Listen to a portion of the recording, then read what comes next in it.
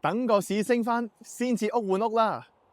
嗱，相信過呢幾年咧，如果大家住喺多倫多咧，OK， 好多時候 gathering 啊、食飯啊、同朋友傾開嘅時候，講開樓市咧，有啲朋友心喐喐想屋換屋嘅，都會咁諗嘅。等個市升翻先至屋換屋啦。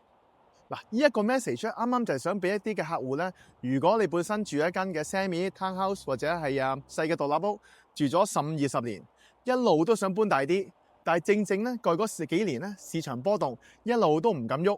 呢個 message 咧就正正啱你㗎啦。嗱，啱啱所講嘅就係等個市升翻先至屋換屋。點解對於啲買家嚟講，而家個入市時候咧個原因好簡單嘅啫。嗱，舉個例，如果你住一間 townhouse 或者係 semi， 嗱，而家價錢比高峰隨時都會平咗15-20萬嘅。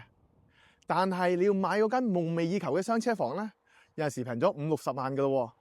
即係話，如果你屋換屋嘅情況咧，OK， 雖然你呢邊萬平咗少少，但係你買嗰邊咧個 discount 咧係多過嘅話咧，咁即係話你搬上去 mortgage 嗰個額咧係相對少咗嘅。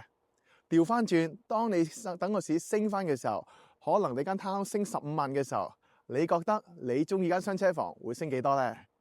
正正因為係咁樣咧，我嚟緊咧就喺時代廣場即係後邊嗰度咧，就有一個嘅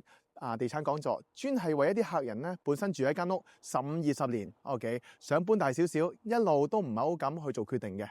嚟緊個講座咧，我準備咗有10個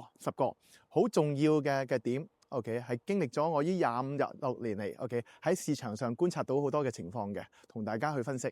嗱，如果有興趣參加嘅，好簡單嘅啫 ，OK， 可以喺以下嘅連結報名又得，又或者 OK 可以發個短信俾我，我手機係647-6944-333，647-6944-333。OK， 有興趣嘅可以喺以下報名。OK， 趁呢個機會幫你攞個好嘅價錢，好嘅 upgrade 啊！到時見你，拜拜。